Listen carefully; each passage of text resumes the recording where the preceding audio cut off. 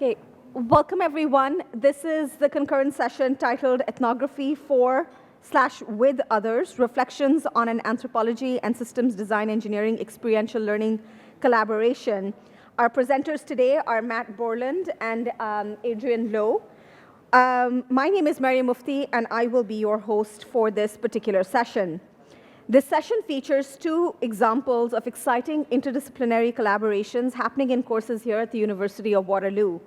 Our presenters, Adrienne Lowe from the Department of Anthropology and Matt Borland from Systems Design Engineering, will be presenting for us today. So with that, let's welcome them.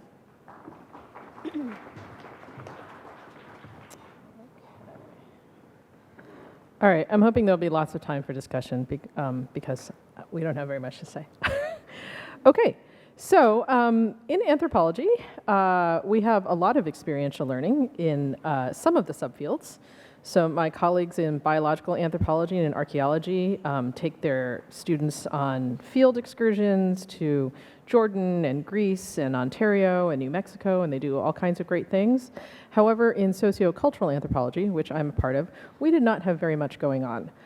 We had sort of one undergraduate course, Anthropology 300, that I had taught a couple times and was sort of dissatisfied with it. In that course, I was having students do individual ethnographic projects, but they were kind of sad. Students would go and just interview their friends or their workplace, and it didn't seem like, I don't know, it wasn't a very rewarding experience, it didn't seem like. So I actually signed up for this workshop last year, and I came, and I was hoping to get some inspiration and ideas about how to rework that class. And in the course of the workshop, I met Matt. We were seated at the same table, and we decided to try this new thing, this sort of partnership. So the way we set it up was that there was a 2-semester-long systems design senior mandatory course, and then we partnered with them, this anthropology course, and we just used this, we decided to run it at the 200 level to try to get non-majors would be with no prerequisites, so we had people from knowledge integration and other places come. It was a pretty small cohort because it was the first time we'd offer this class. We only had 11 students, and based on some of the stuff that I learned in the workshop, we had them work in groups, and they were supposed to be essentially doing ethnography for the engineers. The course was structured, we had 3 one-hour visits where we went to their Friday sections. The big deliverables for the students were these 2 presentations, one kind of to the anthropology department and then one to the systems design, the whole class. In addition, throughout the term, they had these, little projects like turn in field notes, do interviews, write a memo, reflective kind of things. So generally speaking, it was great. The students really enjoyed it. They said it was great to see ethnography sort of in the real world. Throughout the course, we also talked about things like funding in Canada and what SSHRC, the Social Science Humanities Research Council, is looking for, and they were able to tie their projects into SSHRC priorities. They really enjoyed what they understood as applied anthropology, and they were hoping that we could offer this again. So I would say it was generally a great success. However, there were definitely some challenges, just kind of, and I guess I'd like to talk more about those mostly. So one of the big things we didn't think about, or I didn't think about adequately before doing this, is that we paired the students into 4 groups, and our first meeting, they just sort of met the engineers. So we had this kind of round table thing where the anthropology students would sit at 4 different tables, and the engineers would come up and pitch them and say, this is our group, we're working on this, and we really want to work with you. So that was an interesting experience for them to be treated like consultants. And just out of kind of trying to find a group that, because it was a 2-semester course for them and a 1-semester course for us, we were on a much tighter schedule. And our students were a bit anxious about finding groups that already knew exactly what they were doing, right? So they were like, we want to know that you have a site, and that you have a place, and that you're going there. And what this meant was that sort of out of that anxiety, 3 out of the 4 groups ended up pairing up with what we might call vulnerable populations. So children, okay, individuals with disabilities, individuals who work in health care providing kind of situations. And those are all as we learned throughout the course, as we did the ethics part of it, those are all populations that that receive special consideration, right? If you're working with them as an anthropologist, so that proved to be very, very challenging.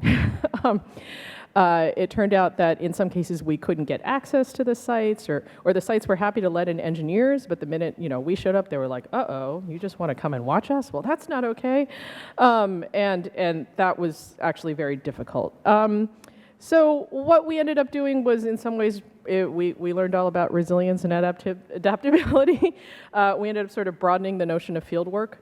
So rather than go to like the exact site that the engineers were going to, some of the groups did their research, let's say, on Reddit groups, or rather than interviewing, the exact therapy group that the engineers were working with, they interviewed, therapists that they had personal connections to, or members of, schools that they had personal connections to. So I think in the future, definitely, I would say, please do not do anything with children, schools, anything in the healthcare space, simply because that is difficult for us to sort of handle given the ethics that we needed to go through. It also turned out that we ended up inadvertently partnering with some collaborations that were being run through other units at the university, and we didn't adequately kind of let them know that we were a part of it. So, 3 weeks into the course, we had to be like, oh, there's this thing at St. Jerome's, maybe we should go meet them. So just being more aware of those kinds of issues, I think, in the future. Although Matt and I had talked quite a bit, both at this workshop and otherwise, about what ethnography was and how we were thinking about writing this course, we didn't do a great job explaining to the students how it was all going to work. I think they were a little bit confused. So at one of the meetings, I think it was the second meeting, when we went to the systems design class about a month in to sort of check in and report on our interim findings and talk to more people, Matt asked me to give a really brief presentation on what is ethnography, and I realized that we probably should have done this, right away, or very, very early on in the very beginning. So, we should have done this earlier, but I talked a little bit about anthropology in Canada, how it got founded. I talked a bit about the specificity of our program here at Waterloo and how we relate to this history of applied anthropology. I talked about what more traditional forms of anthropology are like, where you go somewhere super far away and you're not a member of the culture and you do this ethnography. And then we gave them just a little kind of, 5-minute version of what is ethnography and how does it work, and what does it traditionally involve? These two kinds of methodologies, participant observation interviews, and usually this idea of long-term immersion in a field site. So we should have done this earlier. I should have done this earlier. Another challenge for me, as someone who doesn't do this kind of work, in my own research, was finding reading suitable for the class.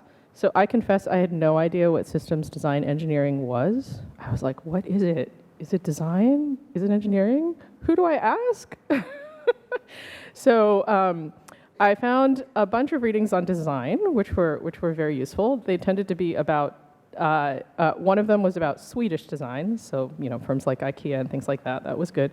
We read almost all of this book called Addiction by Design, which was about the design of Las Vegas casinos. So everything from the sort of way that they, the built environment, how they keep you in there, and then the slot machines, and also the addiction apparatus around Gamblers Anonymous, things like that. So in retrospect, it was a great book, but it was a very dystopian view of design. It was all about like design as evil, fomented by corporations trying to extract all this money out of these vulnerable people. So although I really like that book, maybe I try to find a less grim design thing. We also read some things about collaborations. So we read a bunch of pieces in what's called business anthropology. We looked at videos of companies who had hired ethnographers. There's a lot of companies in Silicon Valley who do this. And that was good. We also read some stuff that was skeptical, that sort of said, well, now ethnography has just become this buzzword and everyone wants an ethnographer and it doesn't really mean anything anymore if you just go in for 2 hours and then write some report. One of the biggest challenges I had was finding good materials for a course that was this short. So materials I'd used in the previous iteration of the class, kind of traditional ethnography, they were like, get to know the people, spend a lot of time getting to know people before you start research, how to build relationships. And in a course this tight, we felt that we didn't really have enough time for that sort of relationship building, and that some of the advice in the kind of more traditional text was not so useful. So my colleague recommended this other book, which if I teach this again, I would probably use, called Rapid Ethnographic Assessments, that might be more tailored to this sort of, quick get in, get out kind of thing. I guess one of the biggest challenges, however, was really keeping students focused on producing useful findings for the systems design, for their clients, right? The engineers who were, we thought of them as people who maybe would have hired us. All of the students in the class wanted to talk about was neoliberalism, or people first language, or medical versus social models of disability, or their culpability in maintaining social structures, all of which are great anthropological topics, and we had lots of fun discussions about that in class, but I was like, then we'd be like, okay, do the engineers care about neoliberalism? Maybe not. Can we try to produce something useful for them? So it was sometimes hard to reorient them towards this other way of thinking. I have to say the anthropology students were very fascinated by this interdisciplinary collaboration, this rare and not often cited creature of the engineer, who most of them had never encountered before. So they were like, what is with their jackets? What does that mean? Why do they have jackets? Why do we have jackets? So we spent a lot of time actually thinking about the students. And this was partly because, the materials we were reading were saying, well, in order to know what the engineers would find useful, we have to think like engineers. So Matt was kind enough to share with me both the Learn site for this fourth year class, but also the Learn site for the first year class. And we tried to follow along a little bit with what with what they were doing, to learn to think. Like, how do systems design engineers learn to think? What is empathy? How do they think about it? What are the ways that we think about that same concept? And we looked at their grids and their deliverables and sort of the tools they were given and tried to sort of think like them, right? So part of it was stuff that we had to do. But of course, being anthropology students, they wanted to be really critical of the engineers as well. So we would have these discussions where they'd be like, why do they call them users? Why do they call their participants users? That's wrong. They spent a lot of time talking about like the gender dynamics. That we were coming from classes that were like 85% women, and then we'd walk into engineering 5, we'd be like, oh no, it's different over here. And that was just part of their fascination with what it means to collaborate. In terms of the reflection part of the course, we had 2 sort of presentations. So one was one that they just gave to other people in anthropology. Graduate students, professors, and undergrad showed up. And this was sort of an in-house thing. So this was actually really helpful. A lot of useful suggestions came out of this, including the idea that maybe we should try to make it a 2-semester-long class. Maybe one class where we just talk about methods, and then the second one where we actually apply it and then talk about design. Some students also thought that it would be helpful if we raised this to a 300-level class, so that they would get higher level credit for it and things like that. And they had a lot of good suggestions for sort of structuring things better next year, not being so rushed, things like that. I would say the last challenge, and I'm hoping to, oh my gosh. The last challenge was really about structuring the collaboration to give students incentives to work with one another, right? So one of the in the anthropology roundtable, the in-house one of them described this collaboration as a tragic love story, and they likened it to The Bachelor. So they said, the first day we went, and it was so great, and we met all the people, and we matched, and we were like in love with one another. And we had this honeymoon phase in which we hung out with them, and we went to their when they were working on their assignments, and they wanted all of our information, and we were like, yeah, it's going to be great. But then, of course, things changed. And what ended up happening with this group was that they were partnering with a school about an hour away in a different part of Ontario, and our students didn't want to drive, an hour away, and they had connections with schools in the Niagara region, so they ended up going to the Niagara region and finding out this other information. And then it turned out that the engineers were not so interested. And eventually they had what our students classified as a breakup. So they basically showed up and they said, well, so the anthropology students went and said, well, we know you want to work on, you want to create this wonderful iPad, this app, to help with this administrative task that vice principals have to do. But we found out that vice principals don't really like apps, because they're like these middle-aged women, and they have their own, homegrown solutions, and they like their pegboards, and they like to be able to see everything visually, and they don't really like Excel because they can't see it all. And we interviewed these two vice principals. This is what they told us. And then the team that they were partnered with was like, well, that's okay. We're just going to go ahead and make our app. So our students felt sort of unloved in that sense. They were like, well, it was sort of like a breakup. Like, they didn't really want us. So I guess in the future, if there were another team said that they felt sometimes like the engineers felt like they were just consultants. Like they'd be like, oh, we have the survey. Could you please take a look at it? And they didn't feel like they necessarily understood that anthropology students had their own deadlines and commitments and stuff for Anth 289. So Matt is hearing all of this for the first time, the see me underside. I don't know if you have anything you want to add to this part before we go to the... No, it's good? Okay. So I guess in terms of future plans, it was great. The students really wanted us to collaborate with other courses as well. They were suggesting, there's this great course in Conrad on consumer research. Maybe we could partner with them, or maybe we could partner with people in public health. So I think there was a lot of interest there. I guess in the future, if there were a way that we could sort of match timelines somehow, I don't teach in winter term ordinarily, so, but if we could coordinate the thing, I guess just logistically, we'd want to do a better, we were each aware of what the student demands were, but maybe they weren't, so if we could keep each class aware of what, the other class was sort of doing, or what their deliverables are, or what they had to do. And then, we're a small department in anthropology. We only have 7 faculty members. So I've been trying to rope my colleagues into this.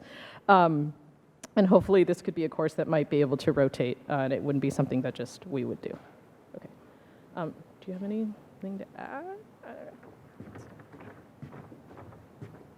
So from the engineering perspective, I was very, very happy with how the course went and the interactions my students had with the teams. It was funny, that breakup thing, I remember when that happened, because her class had come in and I was debriefing with the anthropology team, talked to them, and they said, oh, the systems students didn't really like us, or they didn't listen to what we were saying. And so then I went and talked to the systems team who was working with them.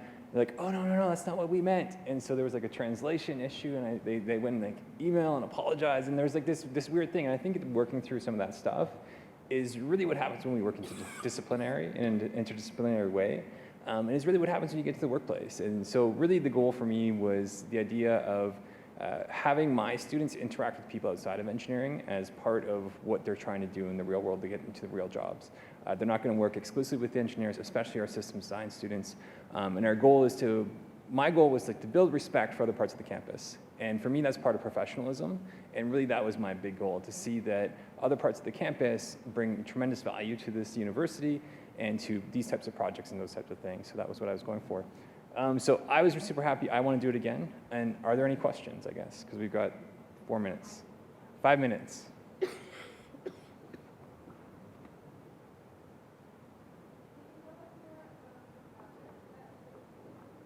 Sure, so in my class I have 20 students. This was the engineering capstone design course. So the 3 teams that I think were paired up, one team was working with Kids Ability, a local organization for children with disabilities, and they were building toys to allow children to develop associative play as part of their developmental skill set, which is a really interesting challenge. And so they're working with St. Paul's Greenhouse to do this. From an engineering perspective, you go, where's the engineering in that? And so we're finding the engineering in terms of the way they're going to manufacture or develop those toys. But having the depth and perspective of someone from the anthropology side was something I thought was valuable. We do a lot of problem space understanding, things like that, as part of the engineering process. But the big mismatch, I think, for us was speed. So the engineers were like, we need to get this done. And the anthropologists, let's slow down and take some time and really understand this thing, I think. That was sort of the general message I was getting. And so it was interesting to see that dynamic play out. So for me, it's like deliverable, project progress. And even though I think in systems we focus a lot on the problem space, it was something that, was a mismatch. The other project, there was working with principals to develop a better scheduling service. So there's all these rules that every school board has around scheduling teachers and teachers covering other teachers' things and all these types of things. So that was the application. And then I think another group was working also in the occupational therapy space as well. So we have multiple groups working with like physio and rehab. There's another group working with kids' ability as well. So a bunch of different projects in those spaces, yeah.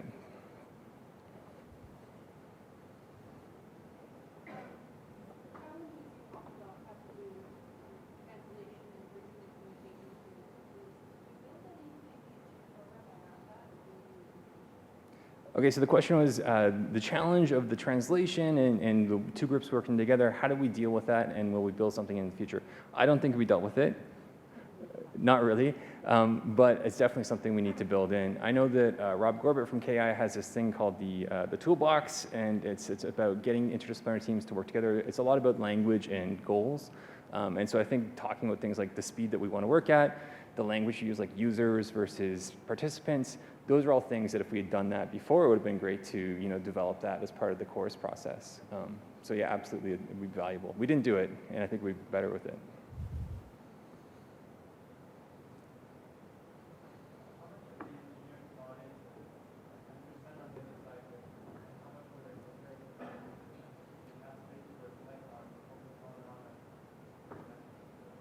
Yeah, so the question was, how much do the engineers buy into this? How much do they place value, I guess, on the work that the anthropology students were doing? It was unfortunate that we didn't have enough anthropology teams, so like 3/4 of my class didn't get to sort of work directly with the anthropology students. I thought the end result was really for most students was that they got to see the presentation of the projects from the students. So the anthropology students came to like the last class session for my teams and presented their work. I felt there was like really great questions from my students. I thought the students were pretty engaged. I think Adrienne's lecture was also really a good thing for them. They got to see about anthropology and all that. And it was one of those things where I think engineering students are sort of hungering for these opportunities to get outside of the engineering bubble a little bit. And so we gave them that insight. But I think also, like Adrienne mentioned, just the practicality of getting things done and moving along. Like, I don't think they excluded that group because they didn't like them or they thought they were stupid or they didn't think their ideas were good. They're just like, we need to get this thing handed in and we need to keep moving. And so there's some of those practical challenges that meant that maybe not as much of it was taken up. And I'd love to see expanding maybe the interactions we had with the groups too. So we only had 3 sessions and then they could meet outside of class. But if we could build some more into that, would be a great thing too. We got 1 more minute. Is there one more question? Given the mismatch, the fact that we only had 3 teams, and originally Matt said, well, could each team do like 4, engineering projects? I was like, no, they cannot, right? But the other people felt sort of excluded, and we felt that was sad. So when we showed up for the additional sessions, we tried to have these sort of like rapid 5-minute consultation sessions, where the groups that weren't necessarily paired, could come and pitch and ask ideas and things like that. And I think that was also useful for the anthropologists to sort of think of themselves as people who had some expertise, even if it was only for 5 minutes or 10 minutes, ideas that they could throw out or things like that. But yeah, I agree. In the future, we need to do more of that, or have it built in where there's some incentive for them to collaborate and use the feedback. Okay, last question.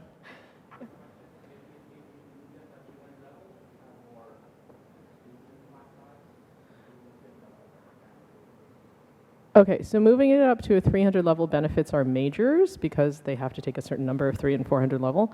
I think the reason we pitched it at the 200 level was because we wanted non-majors. And it turned out that actually the non-majors were great. Like we had 2 students from KI and I think another student from kinesiology, and they were wonderful. So in some ways I don't want to move it up. Like I kind of like having it being a quote low level, non-prerequisite, like we'll just figure it out, guys, right? I was lucky in the sense that most of the students in the class were pretty advanced, like they were 3A or, they were advanced students. So for them, it would have been fine. But I don't know if we would have gotten all the outside people if we had pitched it higher. Yeah. Okay, thank you very much.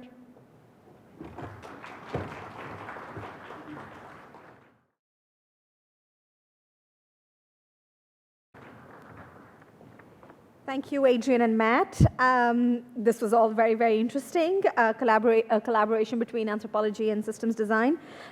Next, we will hear from Daniel Vogel from computer science and Jessica Thompson from fine arts about their cross-listed course, computational digital art. Hi, everyone.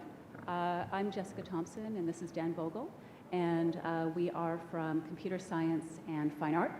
And we've been invited here. Thank you so much for having us. We are here to talk about our course, CS Fine 383 Computational Art Studio. So first, I should say in advance, we are slightly worried that we have too many slides, so we'll try to go as quickly as we can and stay in time. Just to talk for a second about ourselves, I am a media artist, and what I do mainly is I make mobile and wearable sound pieces that people can use in urban environments. So this is my sound bike, my best known work probably, where you borrow a bike and ride it, and when you gain enough speed, the bike will start giggling and then laughing. So I'm a computer science professor, so I have a PhD in computer science, but I also went to art school. So I actually have a BFA from Emily Carr. So, and in fact, the project shown here is something I did as a Banting postdoc at Waterloo before I was a computer science professor. In the computer science department, I did an art project. So I come towards this interdisciplinary collaboration quite honestly and very interested. And my research area is actually human-computer interactions, so it's not that far off either. So here is our course, and you'll notice that the descriptions are very much the same. Basically what this is it's an upper level studio course to create computational projects that function as artworks and aesthetic experiences. And students work in interdisciplinary teams to combine computer science principles with fine art, technical, and conceptual skills. For the fine art students, these are their prerequisites. And then for the CS students, these are theirs. And just if I could, like one thing to notice in that previous slide is it's exactly the same course description yeah. in a computer science course and a fine arts course. Do you know how hard that was to get? Anyway, so yeah. Yeah. So basically here is just another visual. So CS students take foundational fine arts courses, fine students take foundational CS courses, and then both sides come together in our course. So what does this course look like? So it's very different than a computer science course, but it's very similar to many fine arts studio courses. So studio course is a course where you make art. And it's really like experiential learning 101 in some ways. So the structure basically looks like this. We have 1 2.5-hour lecture. Every day is actually 2.5-hour day. That's important to notice, twice a week. Give a seminar, an overview of the theory and some background about related art concepts of that particular topic. We do 2 technical workshops. And this is where we basically open a fire hose and say, here's a bunch of cool techniques you can do with code, computer vision, generative art, sound processing. We don't hold back. We give lots of source code. And we do that in sort of a 2.5-hour session. Then we have these 3 studio classes, which for me is kind of the most fun part, to be honest, because this is when the students, it's like a lab, when they work out their ideas. We go around one-on-one. We have a TA as well that helps us do this. And we help them work through their project as they get closer and closer to a final solution.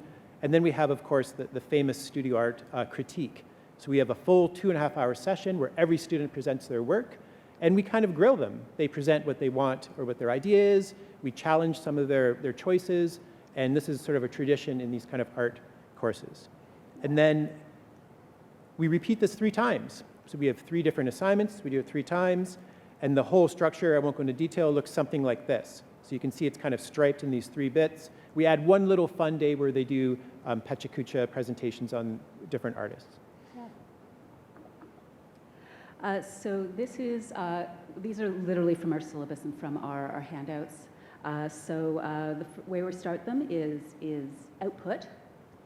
And basically, we introduce a bunch of different artworks, a bunch of different methods through the tutorials, and then they have to create an algorithmic or generative artwork. So what we decided to do was actually show you some examples of what the students made for each of the units. I'm just going to talk over this. Yeah. So this is Simon's Insignificance, and it's a generative piece where he actually used statistical data from birth and death records so that these little dots are born, they grow up, they pair together. There are some same-sex couples there, they break up, and then they die.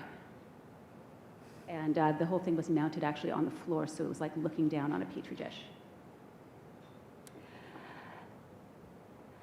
This is from Erin Kim, and this is called Fruit Basket. This is a play on Yoko Ono's instruction-based art piece, Grapefruit, which is basically just a book full of instructions to make artworks. And what she did was she actually took all these instruction-based event scores from different artists and then replicated it in processing. So the second project is about input. You can see a theme here, output, then input. And it's really about, this is where we do the computer vision workshop and data workshop.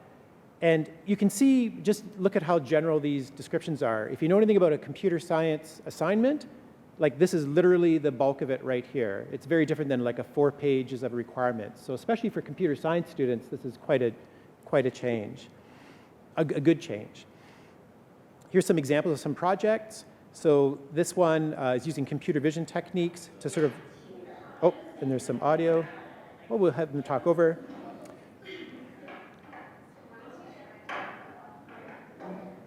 So the idea is that it's representing thought bubbles using computer vision tracking, assigning these colors to different people. I'll go on. This one's going to get a little bit loud because it's a sound piece. We'll see. Could be exciting, but don't turn it down. We'll see. It's mostly a black room, so this is, you should be seeing mostly black.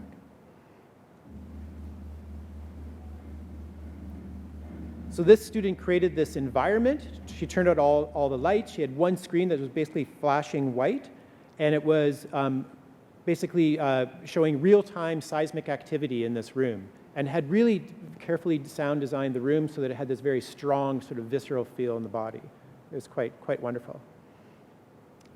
And then that brings us to our final project, and this is where they have the option to work in collaboration. So because we're still building skills in the first 2 projects, they're really making solo work, and then it all comes together in the final work. So here's the first line of our description: working alone or in a small team of 2, create a self-directed project that draws from your experience, knowledge, and expertise.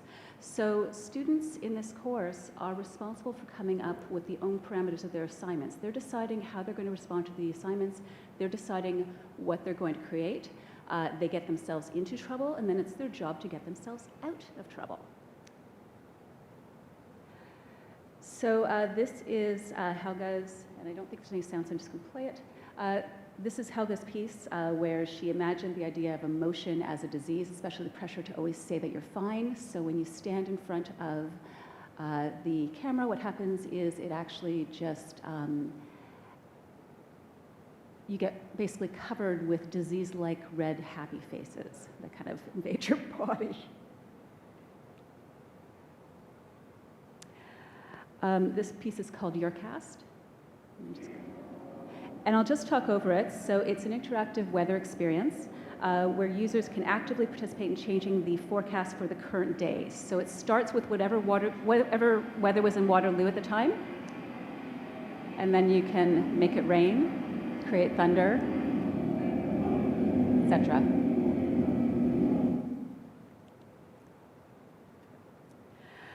This is Chris Garrett's The Watcher. And I don't think we have a video for this, but I'll just describe it. I think there is one. Is there? Okay. Does it work? Maybe. There we go. Yeah. Oh, right. Okay. Whoop. Nope. Hold on. Okay. Okay. Something glitchy. There's no video. We had video, and then we lost it. So basically, Chris is The Watcher. Basically, it basically creates a face, and it basically just follows you wherever you are. So it creates this playful environment because this head sort of reacts to wherever you are in the space. I should say that we have been very lucky with our final projects in that our friends at the Critical Media Lab in English have invited us to participate in their final exhibition. And I should also take a moment to say that this is not the only collaborative course in fine arts. For the past decade, Lois Anderson and Rob Gorbett have actually held very successful course where fine arts students collaborate with engineers, and it runs every year, and it overfills, and there's waiting lists, etc.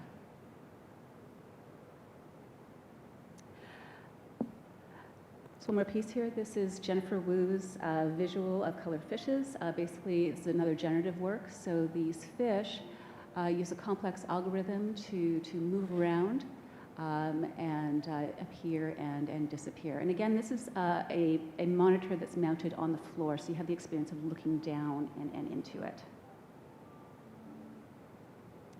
So we wanted to answer some of the questions that were posed to us when we planned, and I'll turn it over to Dan here. Right, so how did this collaboration even start? Like, we both have interests in each other's fields, so that makes sense, but how did we meet? So we met actually at new faculty orientation. So some common, maybe it was my wife even, I forget. Someone said that, hey, there's 2 hybrid media artists, they were just hired, you should go meet them. So there's another woman involved in this as well. And we got chatting, and then before you knew it, we were designing this specialization in this course. So it happened it was serendipity, really.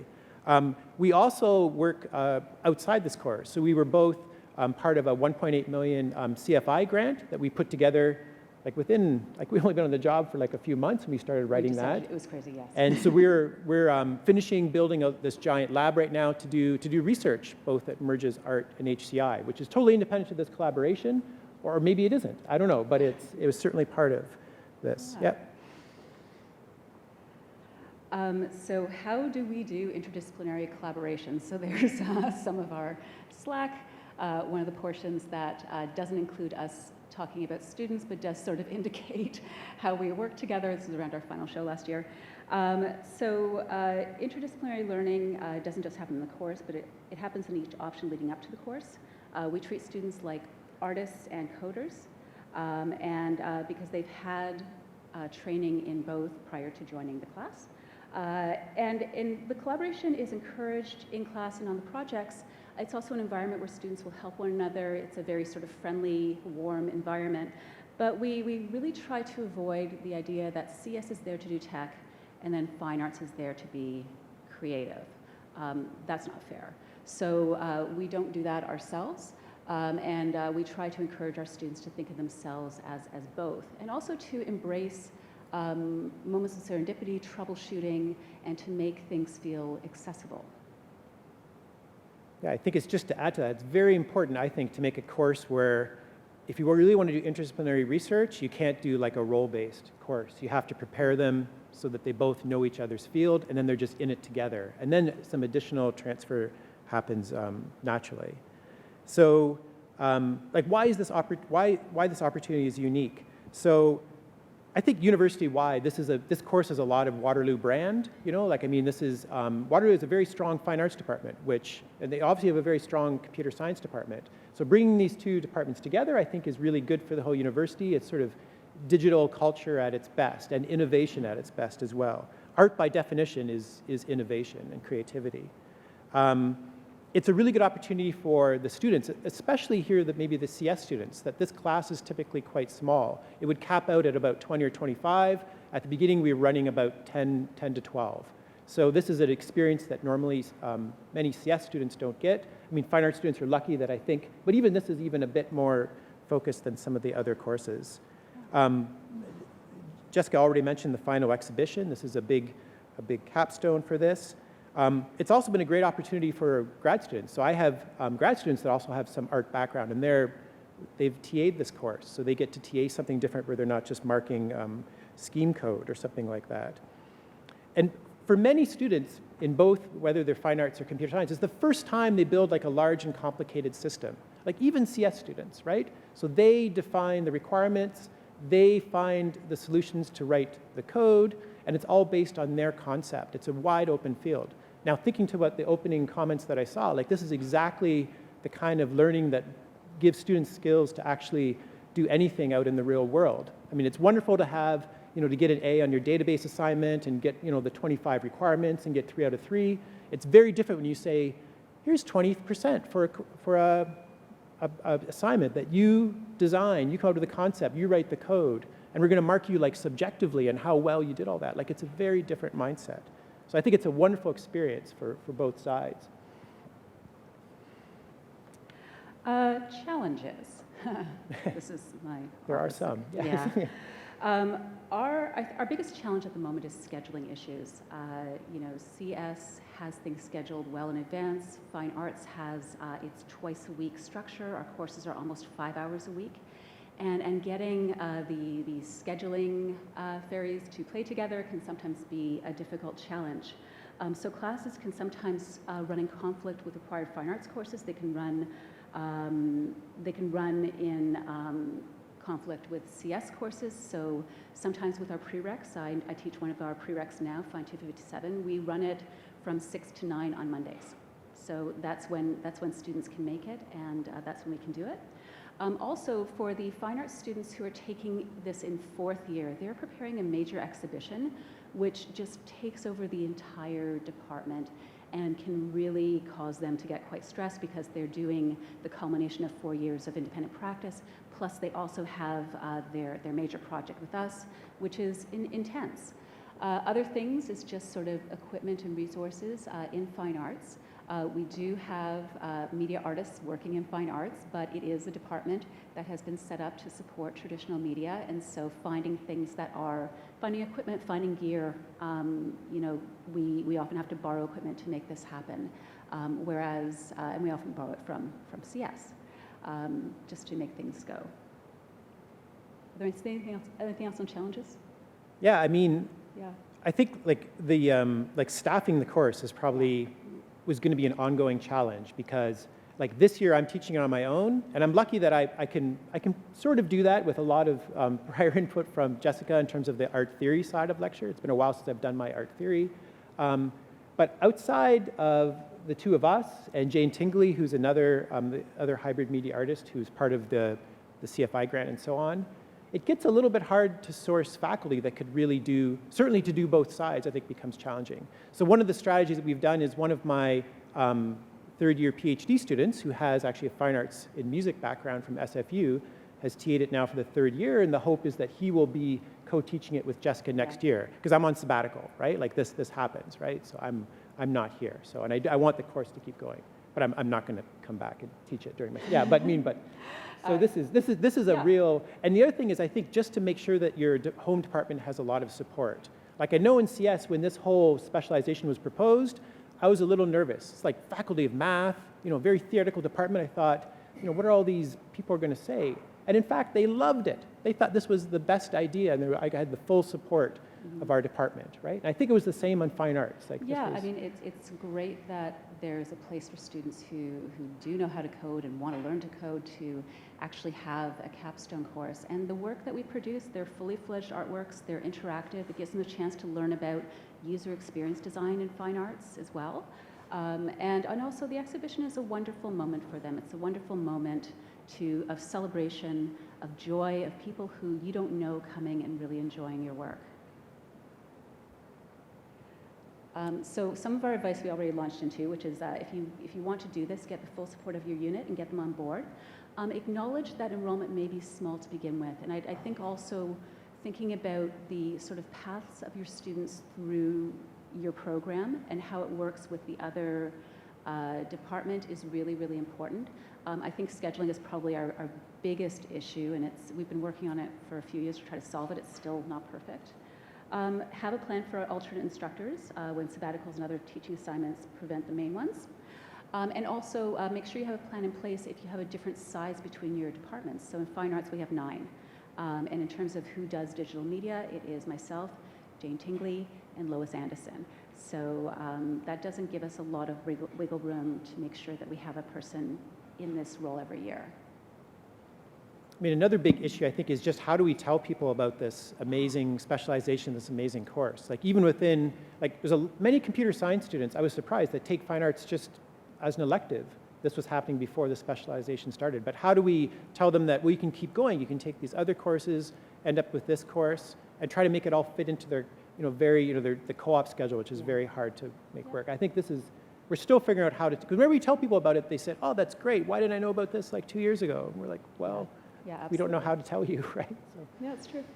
And I think that is it for us. This is our Magnificent 7 from our show last year. Thank you very much.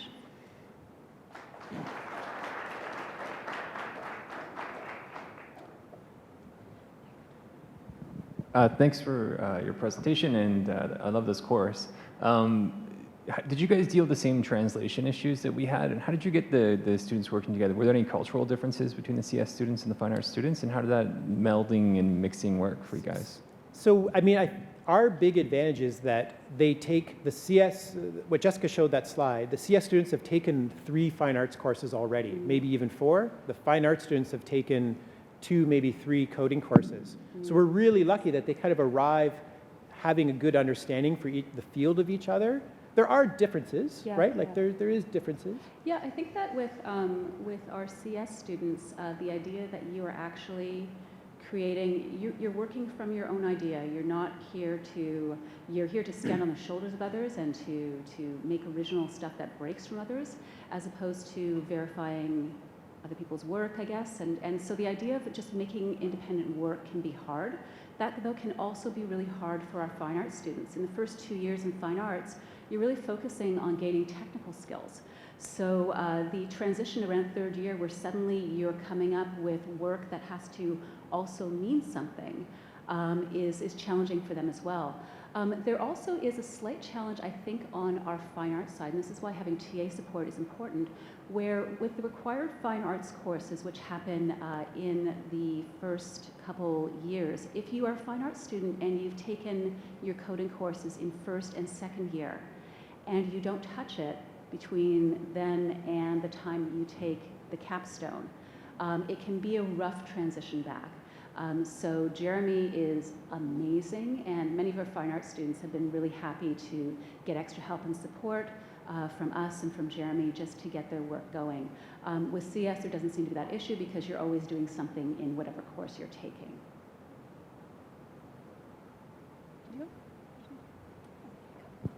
Hi there.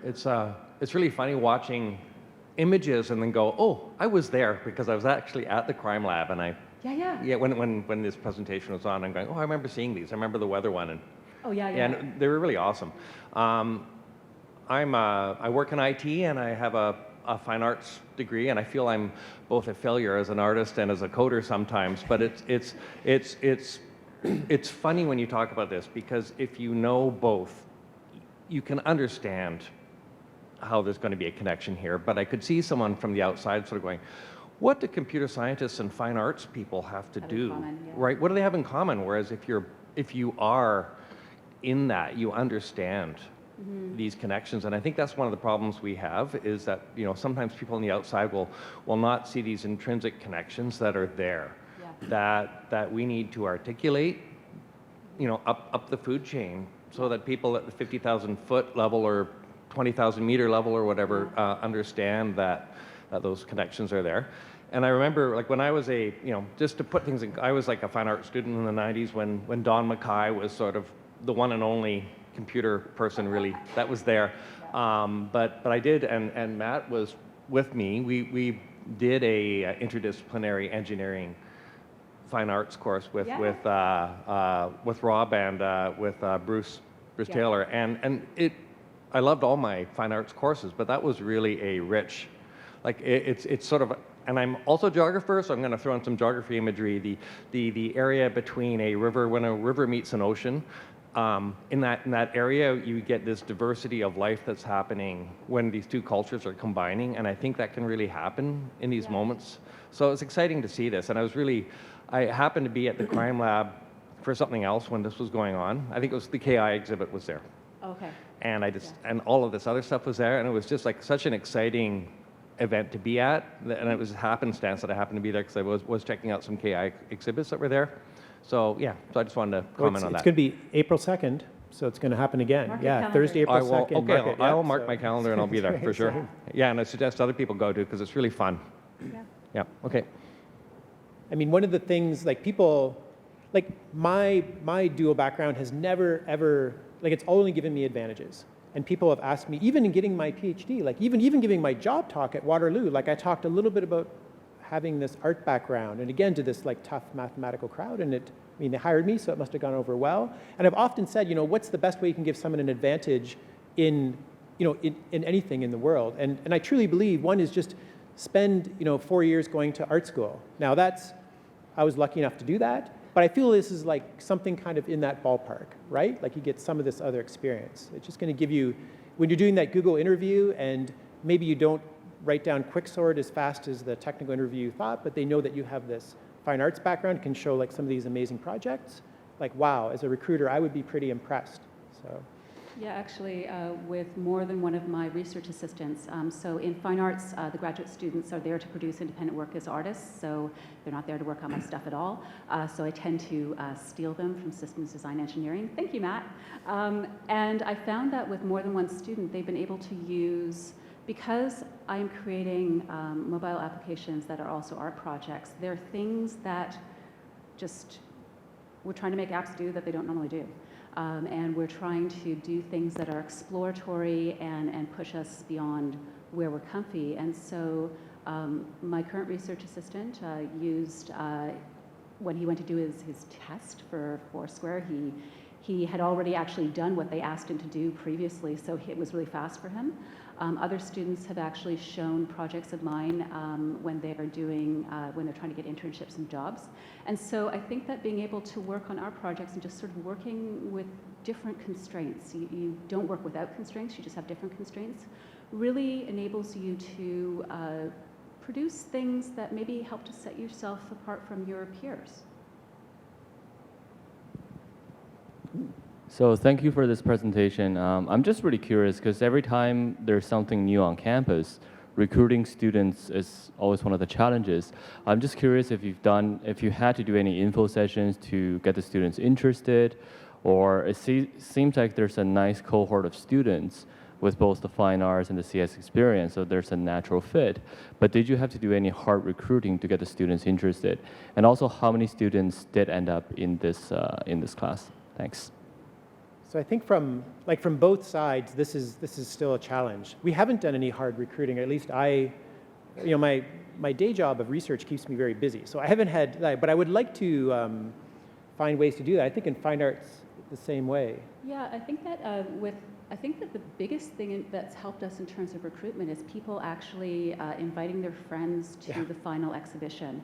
And every year I get an email from somebody who's actually neither a CES nor a fine arts major going, I went to the show, can I come in, can I do this?